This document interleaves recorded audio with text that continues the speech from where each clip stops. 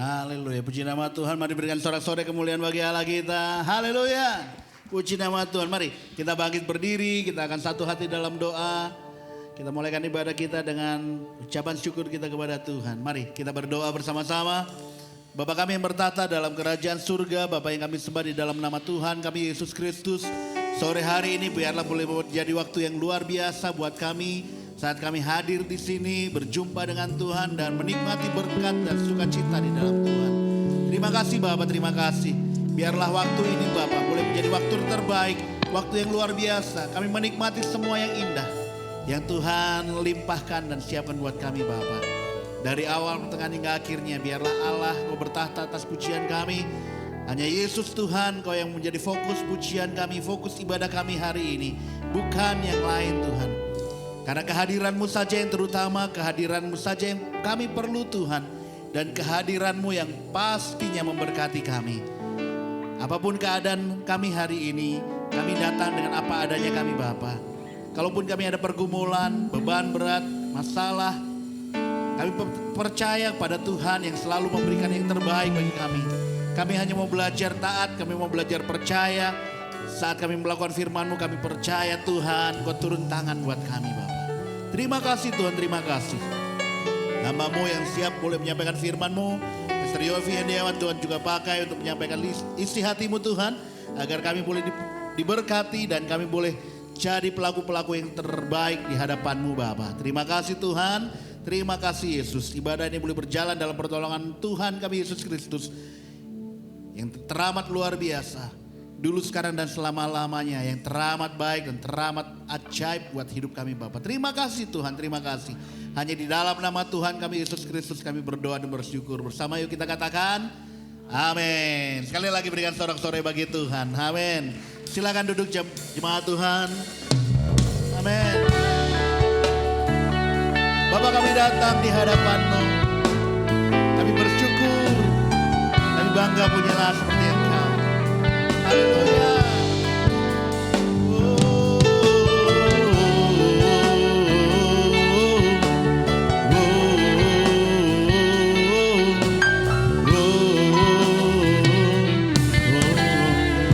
Katakan Bapakku datang. Bapakku datang menyembah-Mu di sini. Ku percaya Kau ada bagiku. Bapakku datang, katakan Bapakku datang. Kami menyembah-Mu Tuhan, menyembah-Mu di sini. Ku percaya Kau selalu ada bagi kami Tuhan. Ada bagiku. Tak usah ku takut, sebab Kau sertaku. Tak usah ku bimbang, Kau di dalamku. Tak usah ku cemas, Kau penghiburku. Saat ku lemah, Kau kuatku. Ku nyanyi haleluya.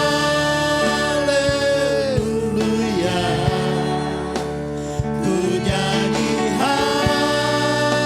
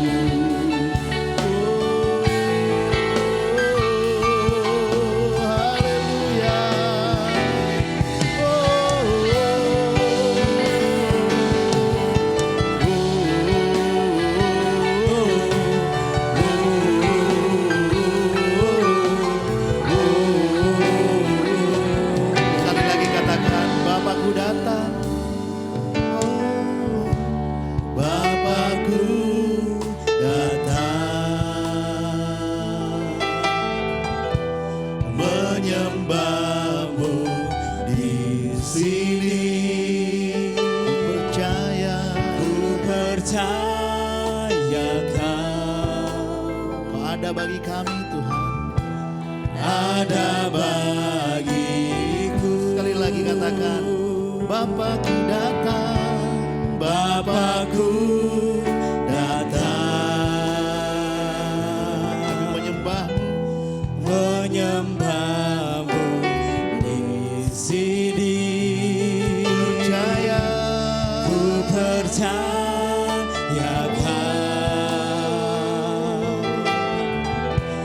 ada bagiku. Mari katakan dengan percaya, tak usah ku takut. Ya. Tak usah ku takut, sebab Kau sertaku. Tak usah ku bimbang, Kau di dalamku. Tak usah ku cemas, Kau penghiburku. Saat ku lemah, Kau kuatku. Ku nyanyi haleluya. Haleluya. Ku nyanyi haleluya. Sungguh Kau hebat, ajaib perkasa perbuatanmu.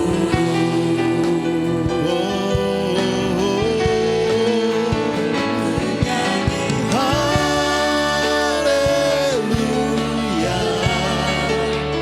Ku nyanyi haleluya. Sungguh Kau hebat, ajaib perkasa perbuatanmu. Sekali lagi katakan, nyanyi haleluya. Nyanyi haleluya. Ku nyanyi haleluya. Sungguh Kau hebat, ajaib perkasa perbuatanmu.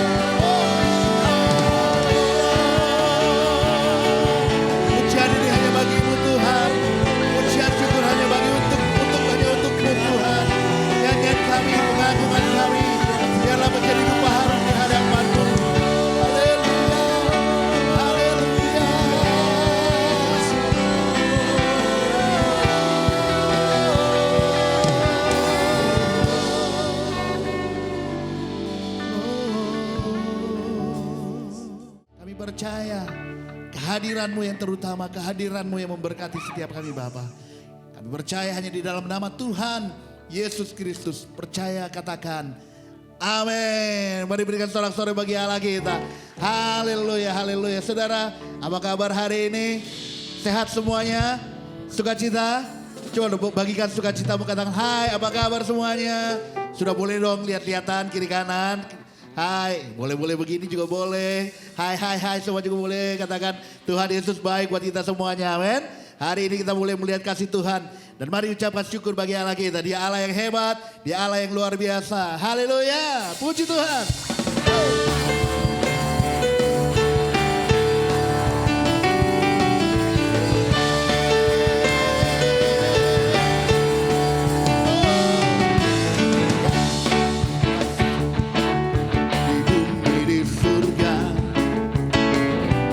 Bertahta dalam kemuliaan,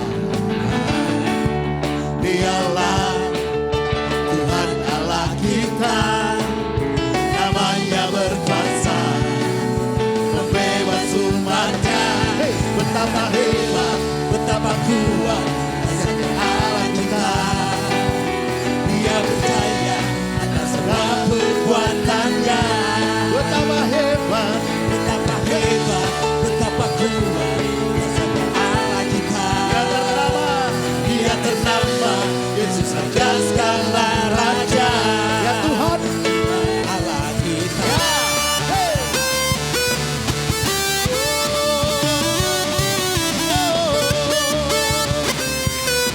Kami katakan berkuasa. Ya, berkuasa di bumi di surga, bertahta dalam kemuliaan. Dialah Tuhan Allah kita, namanya berkuasa, bebas, membebas umatnya. Betapa hebat, betapa kuat Allah kita. Dia berjaya atas semua perbuatannya. Betapa hebat, betapa hebat, betapa kuat Allah kita. Amin. Dia ternama, Yesus Raja segala raja. Betapa hebat, betapa hebat, betapa kuat Allah kita. Dia berjaya atas semua perbuatannya. Betapa hebat, betapa hebat, betapa kuat Allah kita. Dia ternama, Yesus Raja segala raja. Tuhan Allah kita. Amin. Sekarang jemaat Tuhan tadi katakan pujian ini. Nyanyikan dari hatimu, Dia Allah yang berkuasa di bumi di surga. Ya, jemaat Tuhan. Berkuasa di bumi di surga. Ya, bertahta dalam kemuliaan. Dialah Tuhan Allah kita, namanya berkuasa, membebas umatnya. Hei, betapa hebat.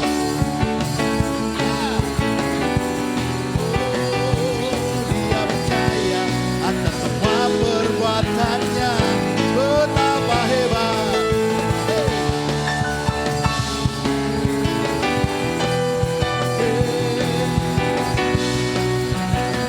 Sekali lagi, betapa hebat, betapa hebat, betapa kuat kasih Allah kita. Dia berjaya atas semua perbuatannya. Betapa hebat, betapa hebat, betapa kuat kasih Allah kita. Dia ternama, Yesus Raja segala raja. Tuhan Allah kita. Katakan bersama. Tuhan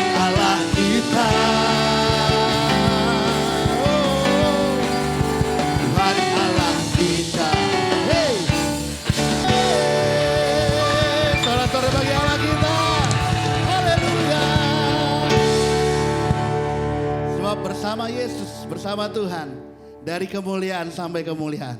Bukan gak ada masalah, tapi kita keluar dari pemenang, lebih dari pemenang. Amin. Berikan sorak-sorai bagi Allah kita. Haleluya.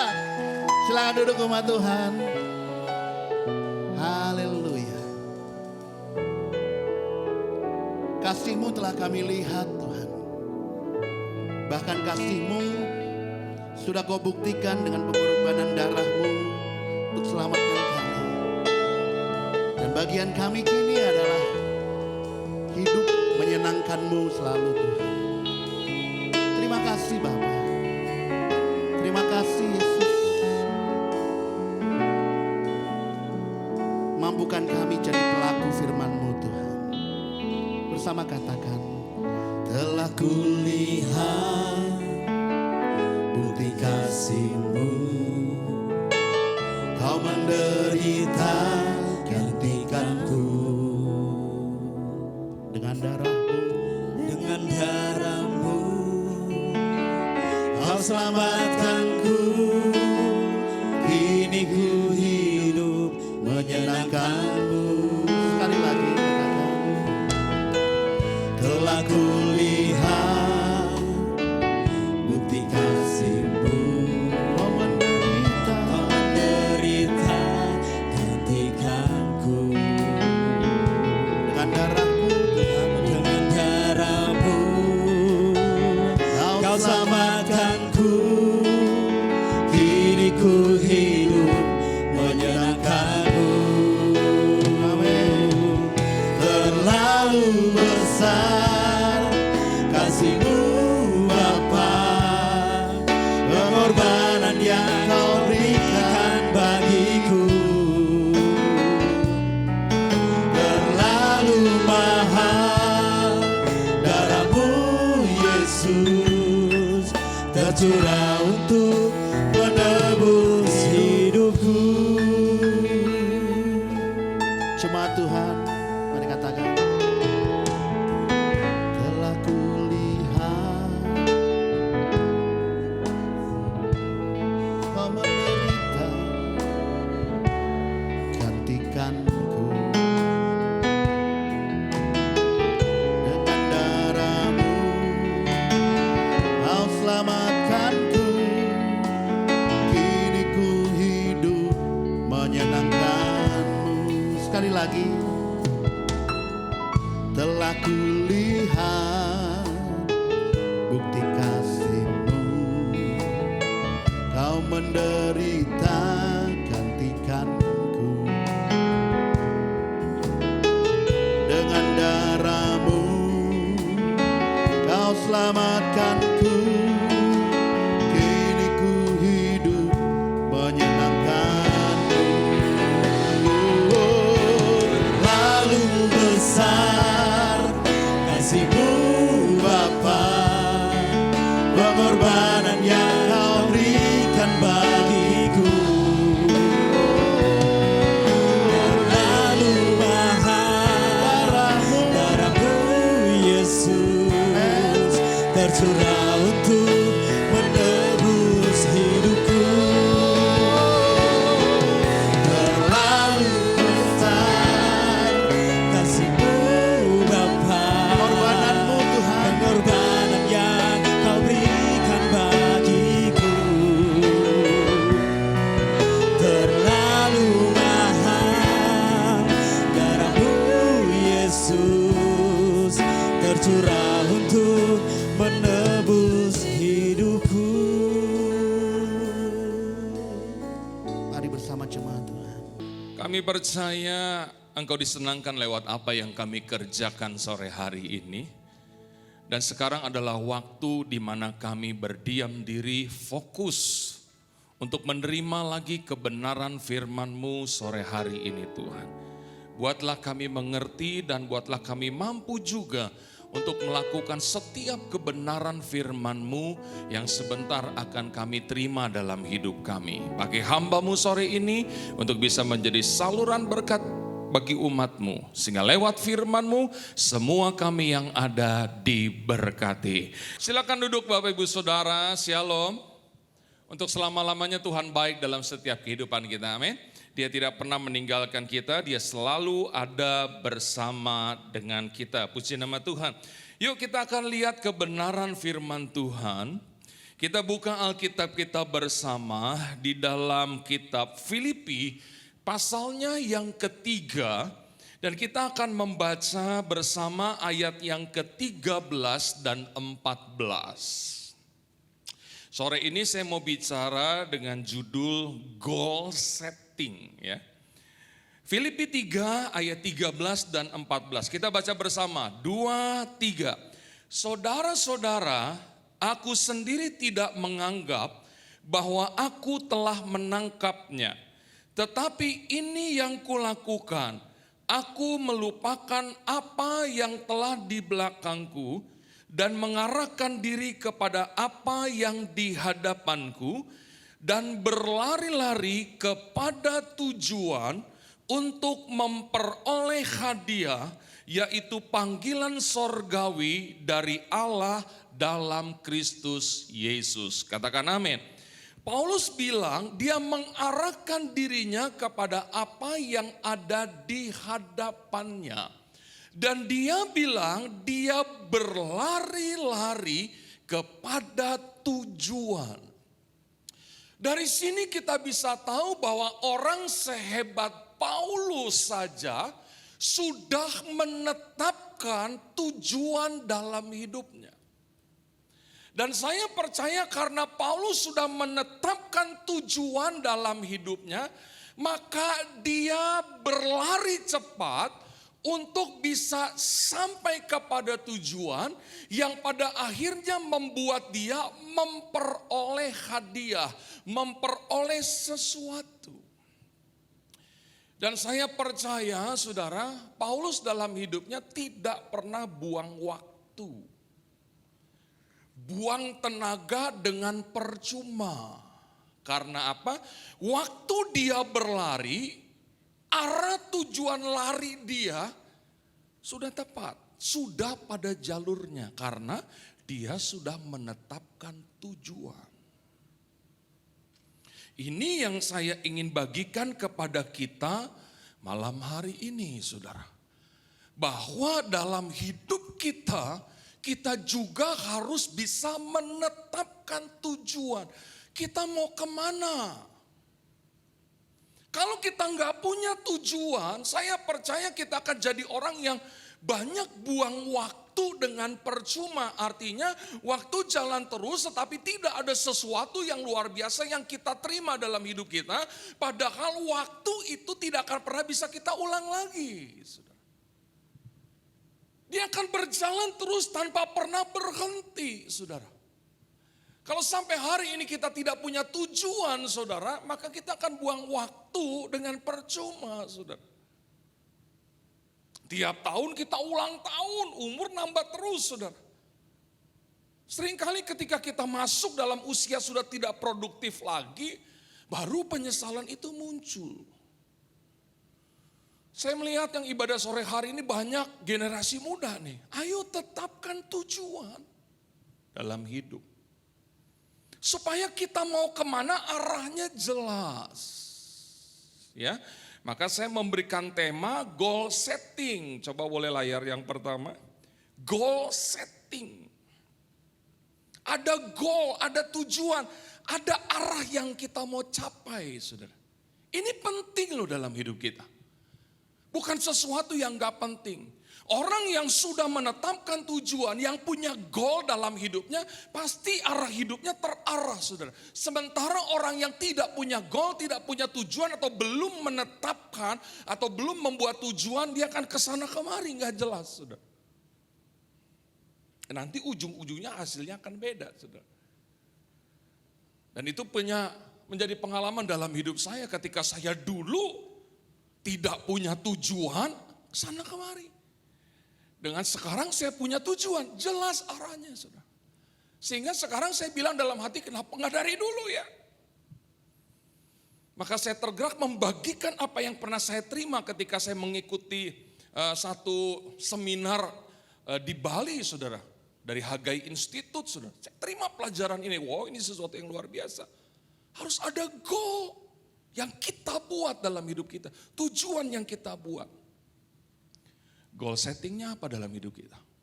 Nah sekarang kita akan lihat dulu pengertian goal setting dalam hidup kita. Dari pengertian goal setting kita bisa tahu betapa pentingnya tujuan atau goal yang kita buat dalam hidup kita ya. Pengertian goal setting, proses perencanaan program-program. Sekali lagi, proses perencanaan program-program secara spesifik, terukur, yang mengarahkan seseorang, sekali lagi, yang mengarahkan seseorang atau kelompok atau sekelompok orang mencapai hasil yang penting untuk menjadi seperti yang diinginkan atau yang akan dicapai pada masa tertentu. Proses perencanaan yang dibuat secara spesifik terukur yang akan mengarahkan kita, yang akan mengarahkan kelompok kita, yang akan mengarahkan keluarga kita, yang akan mengarahkan perusahaan kita, yang akan mengarahkan gereja kita kepada satu tujuan yang sudah kita tetapkan dan kita mau itu tercapai dalam hidup kita. Dari pengertiannya saja ini udah sesuatu yang penting. Kita tuh diarahkan. Semuanya menjadi jelas dalam hidup kita. Penting loh saudara. Semua keputusan ada di tangan saudara. Mau buat goal setting dalam hidup saudara. Atau menurut saudara ya sudahlah jalan seperti apa adanya deh sekarang. Tapi kalau saudara ketika saudara nanti selesai terima pelajaran hari ini. Saudara pulang dan saudara buat goal setting. Mulai merencanakan program nih.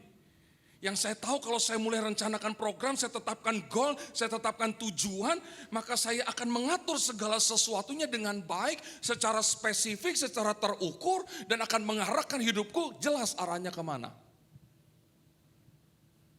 Gak ada yang kepengen ujung-ujungnya hidup susah, gak ada. Kita kepengen semua bahagia. Yang setuju dengan saya katakan amin. Mau sukses, mau diberkati. Sudah. Karena kalau kita sukses dan diberkati, aduh enak banget loh Pak Bu. Kita mau punya apa aja bisa. Kita mau kemana aja bisa, saudara. Kita mau memberkati orang tua kita bisa. Kita mau memberkati pekerjaan Tuhan bisa. Kita mau membahagiakan diri kita sendiri bisa. Membahagiakan orang-orang di sekitar kita bisa semuanya. Kita mau seperti itu. Tapi kan itu gak langsung jadi dalam hidup kita. Ada proses, ada perencanaan yang harus kita buat. Maka pulang tinggalkan ibadah ini, buat saudara. Goal setting. Kayak kita main bola deh saudara. Goalnya kemana? Gawangnya lawan. Berusaha memasukkan bola ke gawangnya lawan. Supaya apa? Menang. Itu goalnya. Harus menang. Dalam setiap pertandingan goalnya harus menang. Itu goalnya, tujuannya menang. Nah untuk mencapai kemenangan caranya gimana? Memasukkan bola ke gawang lawan. Nah gimana caranya memasukkan bola ke gawang lawan? Sementara lawan jumlahnya sama dengan kita. Maka dibuatlah analisa. Dibuatlah rencana. Dibuatlah strategi. Oh saudara, kalau saudara suka bola, itu semuanya spesifik. Semuanya terarah. Semuanya terukur. Semuanya jelas loh saudara. Bahkan bukan cuman rencana yang akan dijalankan bagi timnya sendiri. Bahkan dia juga harus mempelajari kekuatan tim lawan saudara. Kalau tim lawan bek kanannya larinya lambat saudara. Hanya 50 km per jam. Maka yang ditaruh di bek kanan adalah pemain sayap yang larinya 80 km per jam mungkin. Supaya apa? Waktu rebutan bola dia dapat larinya lebih cepat. Bek lawan tingginya 175. Maka kita harus punya striker yang tingginya 180. Ataupun tingginya sama tapi lompatannya diukur. Lompatannya harus lebih tinggi. Kan semuanya direncanakan. Supaya apa? golnya dapat. Apa golnya? Menang dalam setiap pertandingan.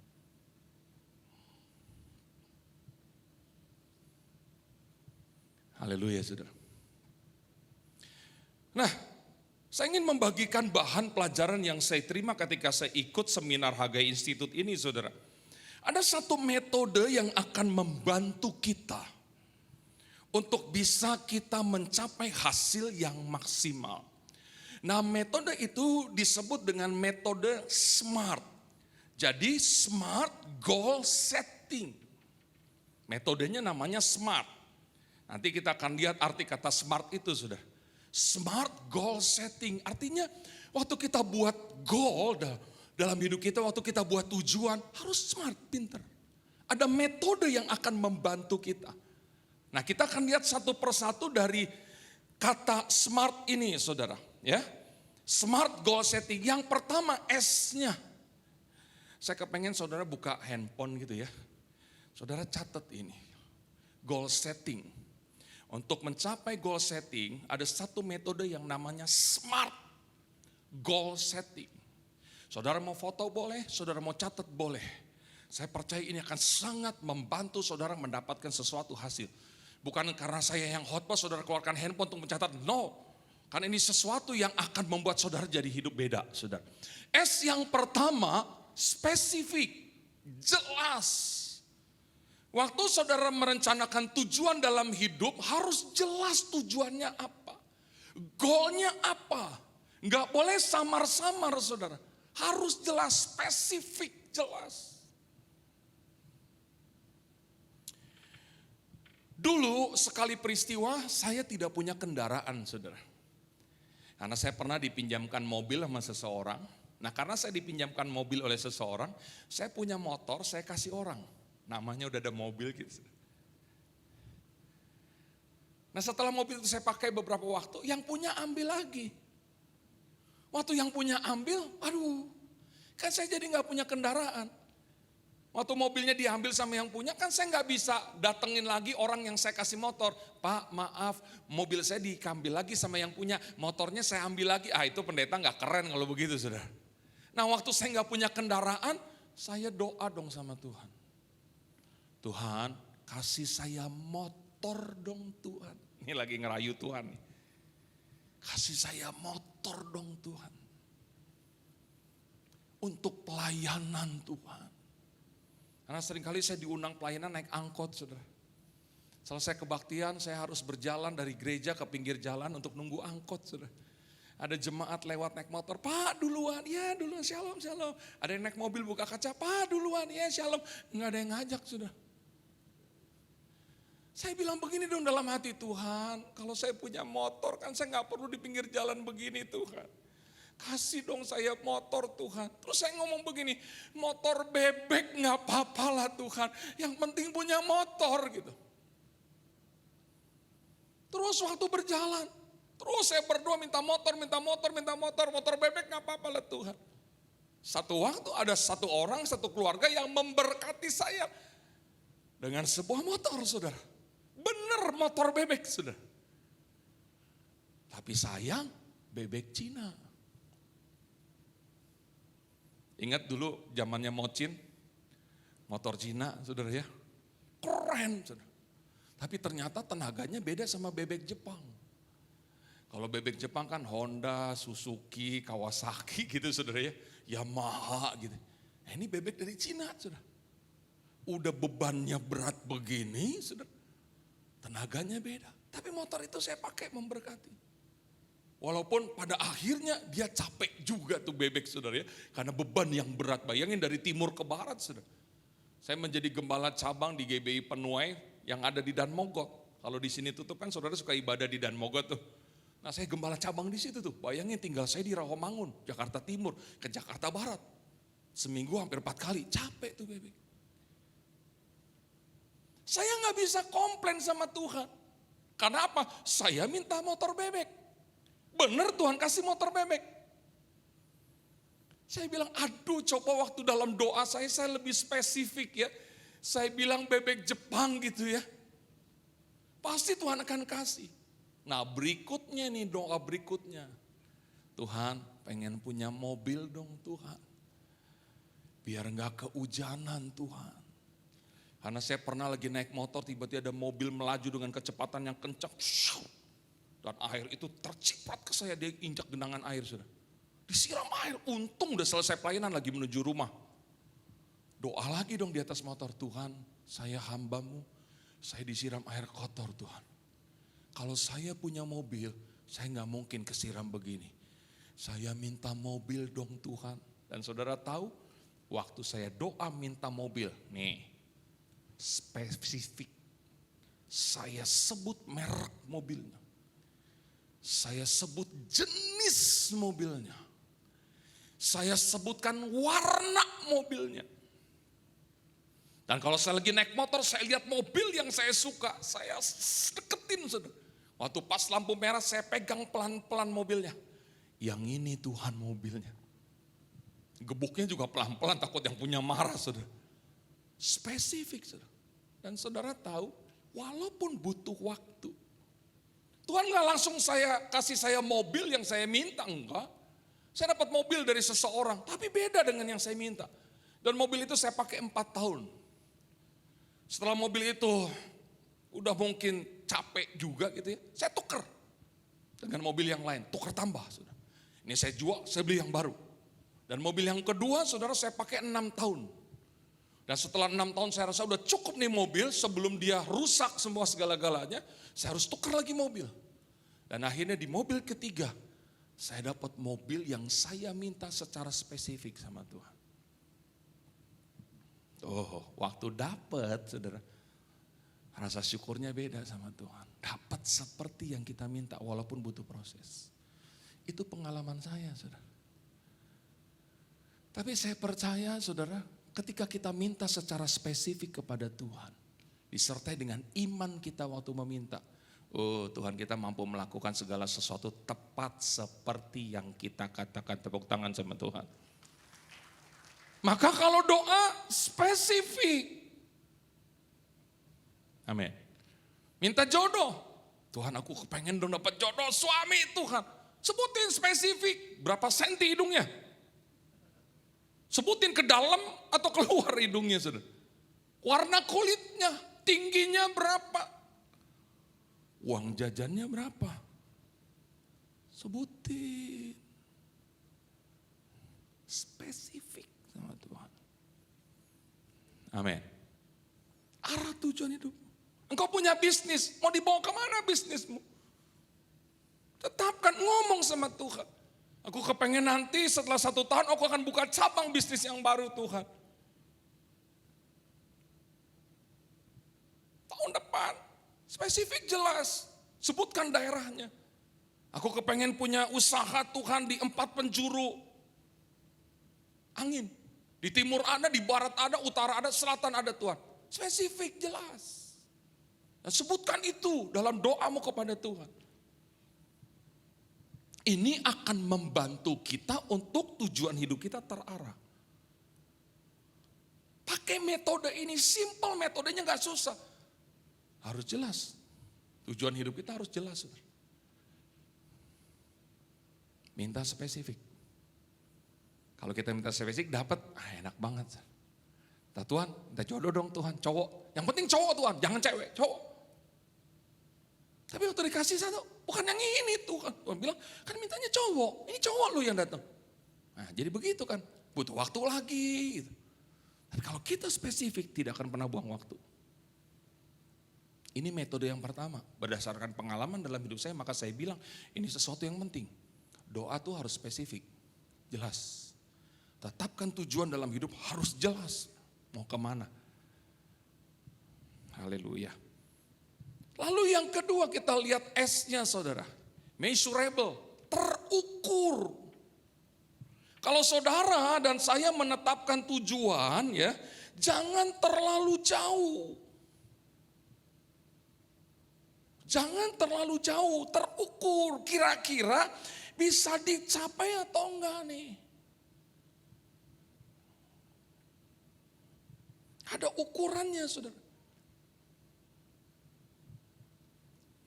Saya mencatat di sini saat kita kepengen punya rumah gitu. Tuhan, saya kepengen punya rumah harga 5 miliar Tuhan.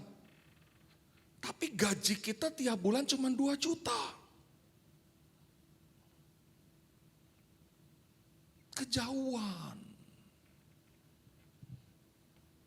Betul saudara? Kejauhan. Kita mesti bayar berapa untuk beli rumah yang harganya 5 miliar? Ukurannya terlalu gede gitu loh. Gaji kita cuma 2 juta, dipotong kos 300 ribu, dipotong uang makan, sisanya berapa? Dan kita nggak punya pegangan. Ukurannya terlalu gede yang 5 miliar itu. Nah karena terlalu gede saudara, kita mungkin mulai usaha, ya namanya kita punya impian kan dimulai dari mimpi dulu. Ya tapi mimpinya terlalu jauh. Akhirnya kita jadi capek saudara. Kita ngeliat progresnya tuh sepertinya jauh banget, akhirnya apa? Hilang. Maka waktu kita menetapkan goal dalam hidup kita, waktu kita menetapkan tujuan dalam hidup kita, ada ukurannya. Gak bisa semau-maunya, nanti jadi capek, nanti jadi jenuh ujung-ujungnya saudara. Sampai sini ngerti ya? Ini saudara. Lalu kita lihat bagian yang ketiga A. SMA, attainable, dapat dicapai atau enggak. Artinya jangan seperti punguk merindukan bulan gitu loh. Kodok gitu ya, ngeliat ke bulan, kapan bulan turun ya. Aku kepengen deh nginjak bulan, kapan ya bulan turun.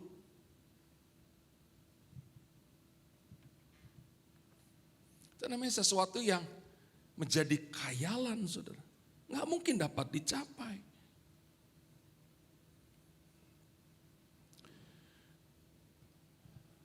Ada satu manajer asuransi. Dan itu jemaat saudara.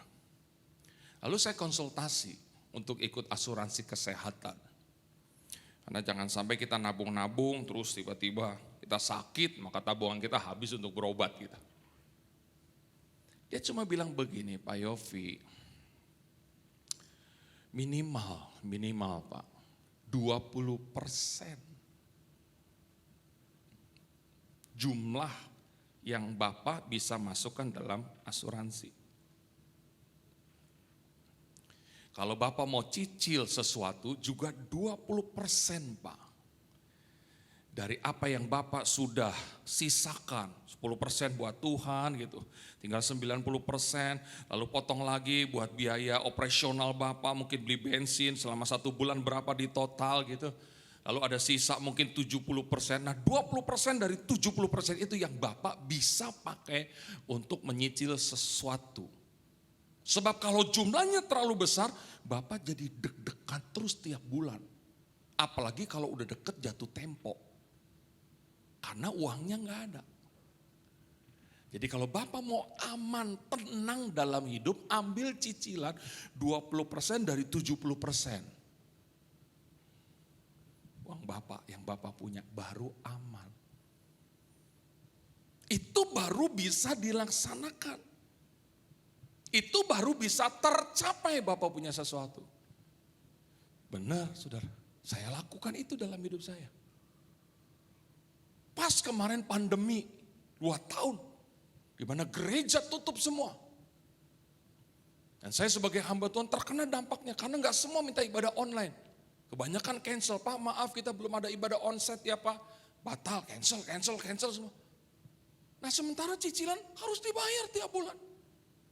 Tapi karena saya punya pengetahuan tentang hal itu. Dan saya sudah ambil cicilan sesuatu dalam hidup saya saudara dengan yang aman gitu loh. 20% dari yang 70% tadi seperti yang diajarkan oleh jemaat tadi. Maka saya aman saudara. Walaupun kadang-kadang deg-degan juga saudara. Karena pemasukan tidak ada, pengeluaran jalan terus. Mungkin dari 70% saya ambil 20% untuk nyicil. Karena tidak ada ibadah saudara mungkin dari 40%. Dari 70% penghasilan saya turun jadi 40%. Tapi karena 40% itu saya cuma ambil 20%, masih ada 20% untuk saya hidup. Jadi masih aman. Dan satu cicilan kemarin selesai tahun lalu di bulan November. Tanpa ada satu bulan yang tertunggak. Karena apa? Aman. Jadi ketika saya ambil cicilan sesuatu dalam hidup saya, bisa dicapai nggak? Kira-kira bisa bayar terus nggak ya? Sampai lunas ya? Kira-kira bisa nggak ya? Dipotong sekian tahun ya? 3 tahun kah? 3 tahun. Terlalu berat, terlalu besar. Ya udah jadiin 4 tahun deh. Kalau kita punya uang banyak, ya mungkin 2 tahun saja. Jadi ketika kita menetapkan sesuatu dalam hidup kita harus lihat dulu tujuan kita tuh bisa kita capai enggak dengan keadaan diri kita yang kita tahu. Nah, jangan menetapkan sesuatu yang tidak bisa kita ukur dengan kekuatan kita sendiri. Babak belur akhirnya. Amin, saudara. Haleluya. Kemarin saya ngomong sama teman-teman saya, SMP, saudara. Saya suka kasihan sama mereka karena mereka juga tidak punya penghasilan gitu. Lalu saya ajak seorang teman saya, yuk lihat-lihat yuk usaha apa yang bisa kita ambil nih. Sekarang yang lagi tren adalah kopi. Maka setiap tempat kopi baru saya datengin sama teman saya. Ngelihat, semua lihat. Dan saya mulai kalkulasi sama teman saya. Ini modal kadang-kadang 150 juta nih. Saya bilang saya pernah WA satu kopi namanya Janji Jiwa. Untuk bisa franchise 150 juta. Dengan perhitungan-perhitungan. Bahkan ada beberapa tempat kopi yang kami kunjungi berkali-kali. Tapi saya bilang sama teman saya, gak bisa nih. Lebih gede modal dari pemasukannya. Kita capek nunggu balik modalnya nih. Karena mungkin dengan keadaan kita nih, kita udah 5 jam di sini nih, sambil ngobrol, sambil pesan-pesan makanan, yang datang cuma segini nih. Gojeknya segini, Grabnya segini, yang duduk, makan, minum segini. Dan entar 3 jam lagi tutup. Ya taruhlah dalam 3 jam ini datang lagi 2 orang, datang lagi 3 orang, ya mungkin dapatnya segini dengan harga minuman segini. Saya lihat, aduh balik modalnya lama nih. Cancel dulu deh. Kayaknya gak bisa nih kita begini. Cari lagi tempat lain. Sampai pada akhirnya saya bilang begini sama teman saya. Kita modalnya deh gak usah 150 juta. Modal ringan aja. Dan kita mulai cari saudara di media sosial. Dan sekarang banyak franchise makanan yang modalnya cuma 3,9, 4,5 ataupun hanya 8 juta. Booth. Entah itu kopi, entah itu teh, entah itu makanan Korea. Dan saya mulai kalkulasi lagi dengan teman. Yuk kita bantuin teman-teman nih. 10 juta kita bagi 3 juta, 3 juta. 3 juta lebih sedikit. Kita suruh satu teman untuk jaga. Jujur dia, keuntungannya untuk bayar kita balikin uang kita. Kalau uang kita sudah balik, satu orang 3 juta, ya udah usaha ini buat dia. Nanti kita bukain teman kita yang lain lagi. Itu. Teman saya bilang apa? Bener Yob, daripada kita pakai modal yang 150 juta, balik modalnya lama. Mendingan kita pakai yang 10 juta atau yang 5 juta. Kayaknya bisa lebih cepat. Tuh saudara, menetapkan sesuatu kira-kira ini bisa kita capai atau enggak. Walaupun yang pertama kayaknya gak bisa deh. Susah balik modal, nanti kita jadi ribut nih gara-gara begini. Nanti kita tuduh dia gak jujur lah.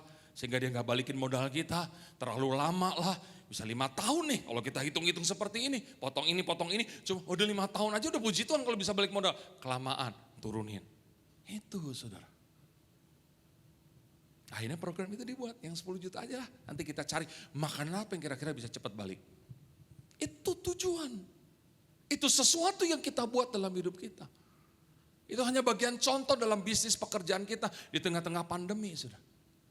Kalau ada ininya kan enak. Kita dipandu, benar saudara. Sehingga kita tidak salah. Coba kalau saya nggak mengerti ini. Saya akan panggil teman-teman saya. Gua janji deh, gue balikin 3 tahun. Tapi ternyata meleset.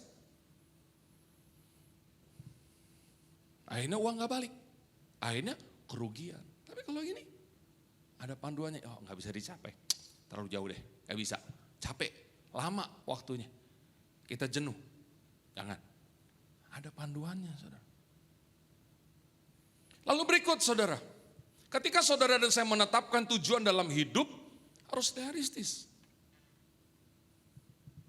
Enggak boleh menjadi sesuatu yang hanya mimpi, saudara.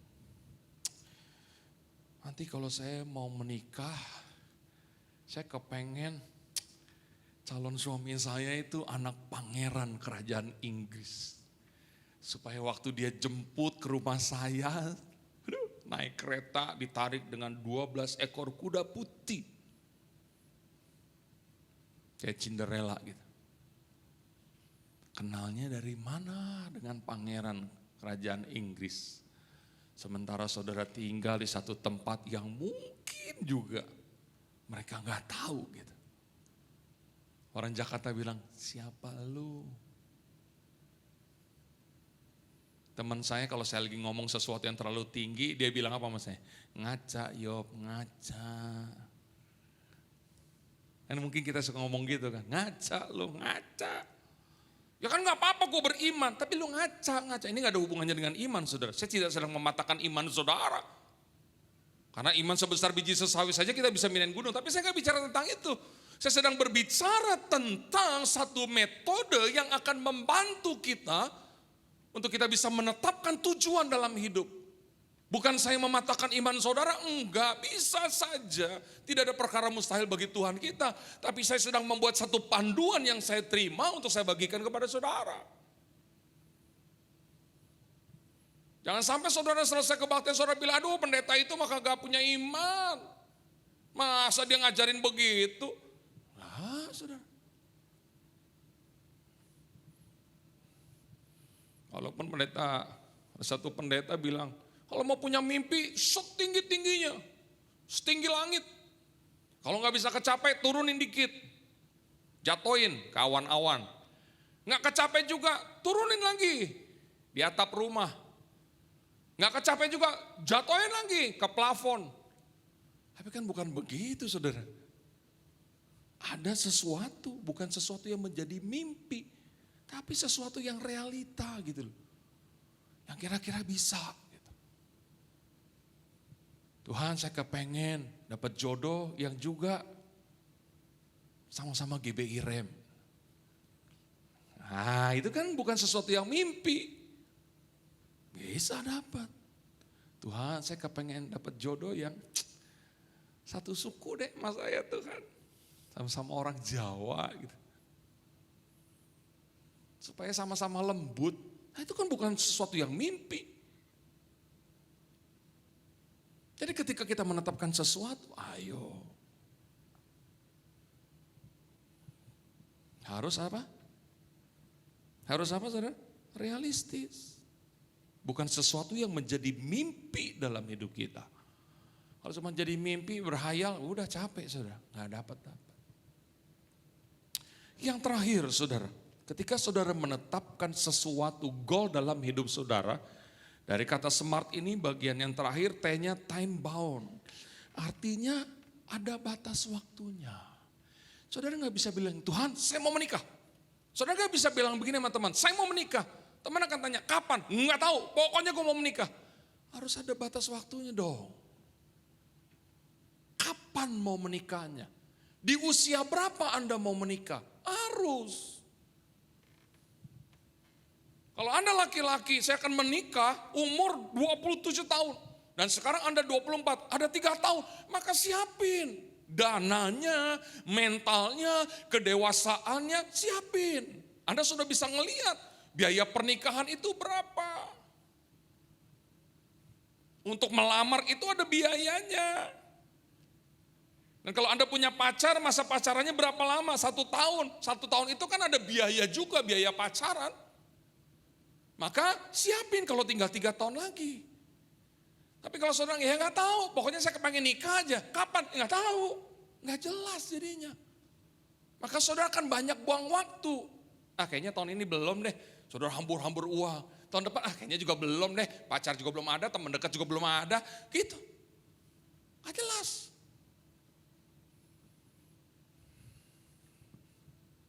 Alkitab saja sudah memberitahu kepada kita tentang masa hidup seseorang.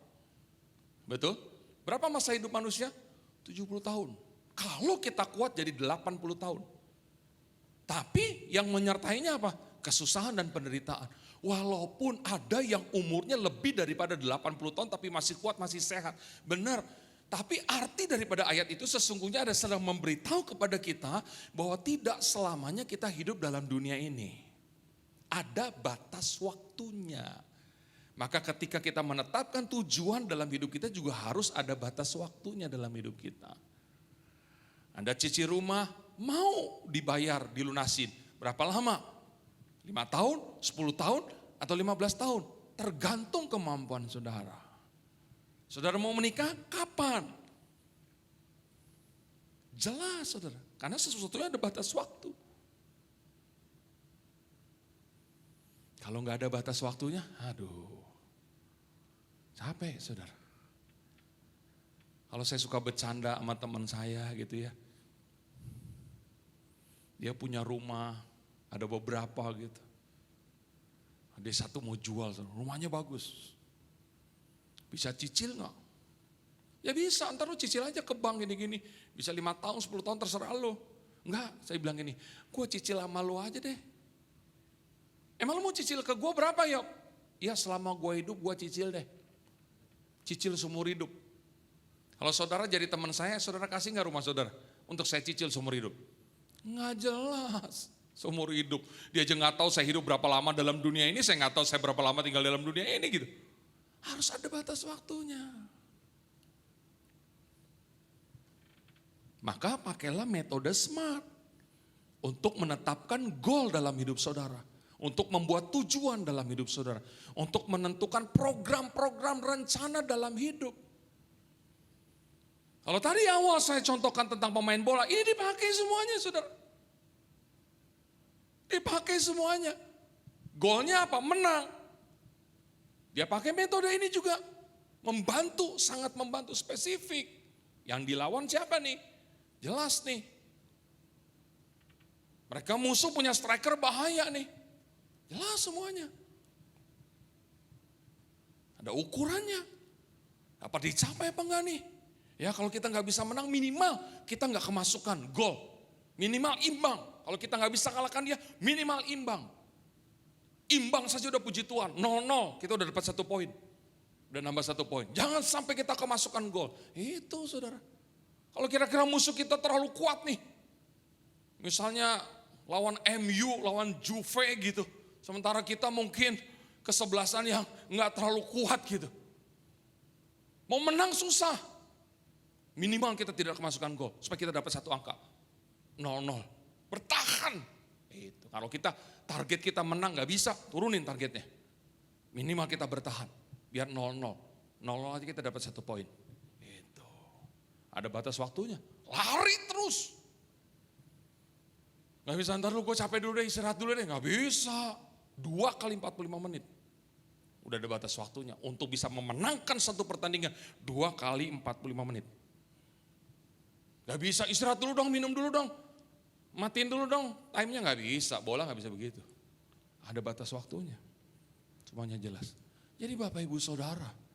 Ketika saudara buat goal dan tujuan dalam hidup dengan memakai metode ini.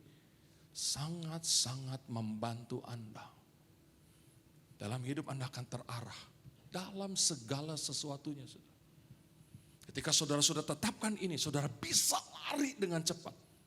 Seperti Paulus katakan, aku lupakan yang di belakang, aku arahkan diriku kepada apa yang di hadapanku dan aku lari. Kenapa? Tujuannya udah jelas. Maka dia bisa lari dengan cepat, arahnya benar. Karena dia sudah tetapkan tujuan. Hadiah, dia harus dapat itu. Jangan sampai dalam hidup ini kita tidak dapat sesuatu yang maksimal. Jangan buang waktu dengan percuma Bapak Ibu Saudara. Waktu jalan terus, gak bisa balik. Manfaatkan setiap waktu sebaik-baiknya dalam hidup kita. Arahkan dirimu kepada arah yang benar. Tetapkan tujuan dalam hidupmu, siapapun engkau. Malam hari ini, saya percaya kalau kebenaran firman Tuhan malam hari dalam pelajaran tentang goal setting, smart goal setting, Anda pakai dalam hidup Anda. Percaya saudara. Satu waktu ketika saudara ketemu dengan saya, bolehlah saudara bersaksi sama saya, Pak Yofi, saya dengar khotbah Pak Yofi dan benar ketika saya pakai smart goal setting dalam hidup saya, benar loh Pak. Hidup saya jadi terarah, keuangan saya jadi terarah. Semuanya jelas Pak, dan saya dapetin semuanya secara spesifik, tepat seperti yang saya minta sama Tuhan. Semuanya spesifik Pak, jelas, terukur, dan saya mampu capai itu. Saya gak jadi capek dalam hidup ini. Satu gol sudah saya dapat Pak, tetapkan gol yang kedua. Gol yang kedua dapat, tetapkan gol yang ketiga. Sehingga akhirnya hidupmu diberkati dengan luar biasa. Amin saudara.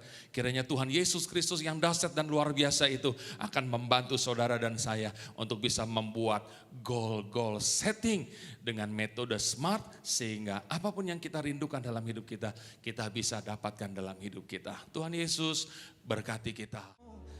Terima kasih untuk hamba-Mu yang sudah melayani kami di dalam nama Tuhan Yesus Kristus. Haleluya.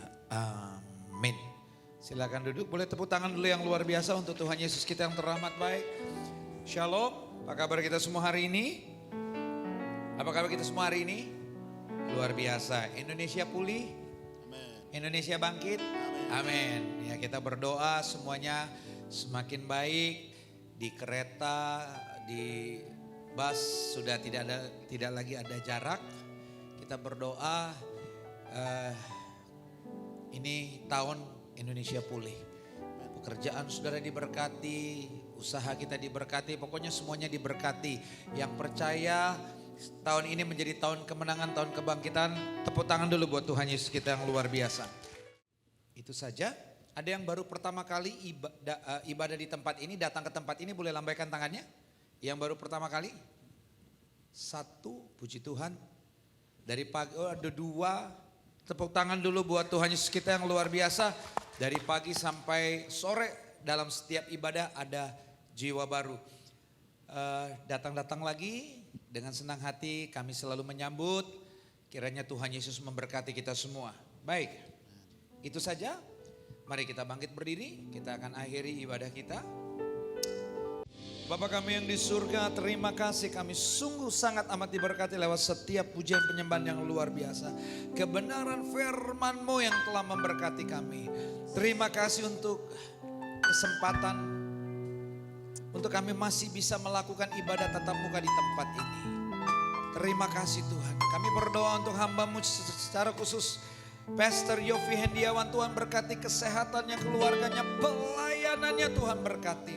Pakai hamba-Mu lebih lagi Tuhan, berkati dan jadikanlah hamba-Mu Tuhan menjadi terang, jadi berkat, jadi garam. Dimanapun hamba-Mu melayani Engkau. Berkati hamba-Mu, berkati kami semua pelayan-pelayan yang sudah melayani dalam ibadah yang kelima hari ini. Supaya kami juga dalam Tuhan tidak sia-sia. Biarlah kami tetap memiliki roh yang menyala-nyala. Dalam nama Tuhan Yesus Kristus. Seluruh jemaat Tuhan yang ada hadir sore hari ini, pribadi lepas pribadi, keluarga lepas keluarga, semuanya diberkati Tuhan. Semuanya Tuhan bela, Tuhan tolong. Tuhan berikan kepada kami semua damai dan sukacita sehingga kami pulang tidak sama seperti kami datang. Kami pulang membawa mujizat lepas mujizat, kemenangan lepas kemenangan. Terima kasih. Kami berdoa juga untuk gereja kami di tempat ini. Kami berdoa untuk Hotel Ciputra, Mall Ciputra. Kami berdoa untuk Kota Jakarta. Kami berdoa untuk Indonesia. Kami berdoa untuk Bapak Presiden dan jajarannya. Tuhan Yesus memberkati. Terima kasih. Kami akan pulang. Kami akan meninggalkan tempat ini. Tapi kami percaya ada malaikat Tuhan yang selalu menjaga setiap langkah dan jalan hidup kami. Terima kasih Tuhan. Dan sebelum kami pulang, kami siap untuk menerima berkat. Karena itu kami arahkan mata hati kami dan mengangkat kedua belah tangan kami tinggi di atas kepala untuk menerima berkat. Diberkatilah keluar masukmu, diberkatilah kesehatanmu, diberkatilah keluargamu, diberkatilah studi pekerjaan, usaha, toko dan keuanganmu. Apapun yang kau kerjakan di tahun 22 ini, Tuhan membuatnya berhasil.